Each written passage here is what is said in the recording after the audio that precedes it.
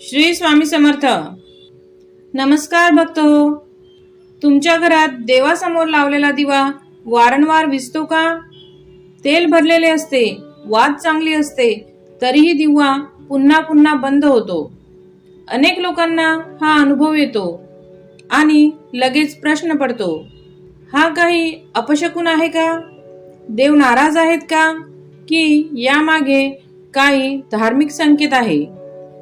आजच्या या व्हिडिओमध्ये आपण जाणून घेणार आहोत दिवा वारंवार विझण्यामागील धार्मिक कारणे, त्याबद्दल काय मानले जाते, कोणत्या चुका टाळाव्यात आणि शेवटी एक अतिशय सोपा आणि शांततेने करायचा उपाय.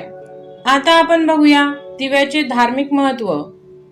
हिंदू धर्मात दिवा म्हणजे फक्त प्रकाश नाही, दिवा म्हणजे ज्ञान, सकारात्मक ऊर्जा, देवतांचे स्वागत आणि घरातील पवित्रतेचे प्रतीक मानले जाते.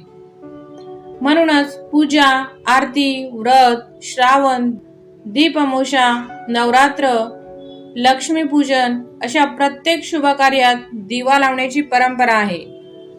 शास्त्रामध्ये असे म्हटले जाते की जिथे नियमित दिवा लावला जातो तिथे मन शांत राहते, वातावरण सात्विक होते आणि घरात सकारात्मक भाव निर्माण होतो. आता आपण बघूया दिवा वारंवार विझतो म्हणजे काय. सर्वात आधी एक महत्वाची गोष्ट समजून घ्या. प्रत्येक वेळी दिवा विझणे म्हणजे अपशकुनच असे नाही. प्रत्येक वेळी दिवा विझणे म्हणजे अपशकुनच असे नाही. कधी कधी त्यामागे साधी कारणे असतात. हवा, पंख्याचा वेग, कमी तेल, ओलसर वात किंवा चुकीची दिव्याची जागा. पण धार्मिक दृष्टिकोनातून काही लोक असे मानतात की दिवा वारंवार विझत असेल तर घरातील सात्विकता कमी झाली आहे, पूजा एकाग्रतेने होत नाही किंवा घरात तणाव, वादविवाद आणि नकारात्मक विचार वाढले आहेत. हे श्रद्धेवर आधारित समज आहेत, अंतिम सत्य नाहीत. आता आपण बघूया यामागील धार्मिक कारणे. पहिलं कारण, घरातील अस्वस्थ वातावरण. घरात सतत भांडणे, राग, कटू शब्द, तणाव किंवा अशांतता असेल तर त्याचा परिणाम मनावर आणि वातावरणावर होतो. अनेक ज्येष्ठ लोक असे सांगतात की अशा घरात पूजा मनापासून होत नाही आणि दिव्याचा प्रकाशही स्थिर राहत नाही. याचा अर्थ देव शिक्षा देत आहेत असा नसून आपल्याला घरातील वातावरण अधिक शांत आणि प्रेमळ करण्याची आठवण समजली जाते. आता बघूया दुसरे धार्मिक कारण, देवघराची अयोग्य स्वच्छता. देवघरात धूळ साचणे, जुनी फुले ठेवणे, तुटलेली मूर्ती, तुटलेले दिवे किंवा अस्वच्छता ठेवणे योग्य मानले जात नाही. अस्वच्छ जागेत लावलेला दिवा वारंवार विझतो असे अनेकांना अनुभवाने वाटते. म्हणून रोज देवघर स्वच्छ करणे, जुनी फुले काढणे आणि दिवा स्वच्छ धुणे हे अत्यंत महत्वाचे आहे. आता बघूया तिसरे धार्मिक कारण, चुकीची वात किंवा तेल. पूजेसाठी वापरण्यात येणारी वात पूर्ण कोरडी आणि व्यवस्थित वळलेली असावी. खूप छोटी किंवा खूप जाड वात असेल तर दिवा नीट पेटत नाही. तसेच तेल किंवा तूप पुरेसे नसल्यास ज्योत अस्थिर होते. परंपरेनुसार तुपाचा दिवा अधिक सात्विक आणि तेलाचा दिवा स्थिरता देणारा मानला जातो. आता बघूया कोणत्या चुका टाळाव्यात. दिवा थेट पंख्याखाली लावू नये. अर्धवट जळालेली जुनी वात पुन्हा वापरू नका. देवघरात प्लास्टिकच्या जळालेल्या वस्तू ठेवू नका.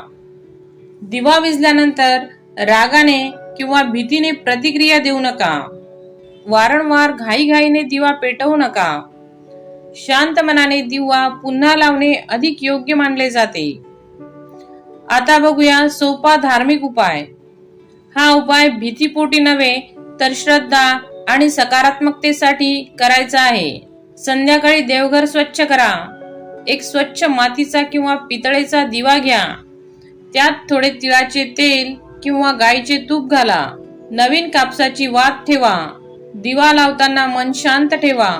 त्यानंतर 11 वेळा हा मंत्र म्हणा, ओम दीपज्योती परब्रह्म दीपज्योती जनार्दन दीपो हरतु मे पापम दीपज्योतीर नमस्तुते. यानंतर 2 मिनिटे शांत बसून देवाचे स्मरण करा. अनेक लोकांना यामुळे मानसिक शांतता आणि सकारात्मक भावना मिळतात. आता बघूया विशेष श्रावण उपाय.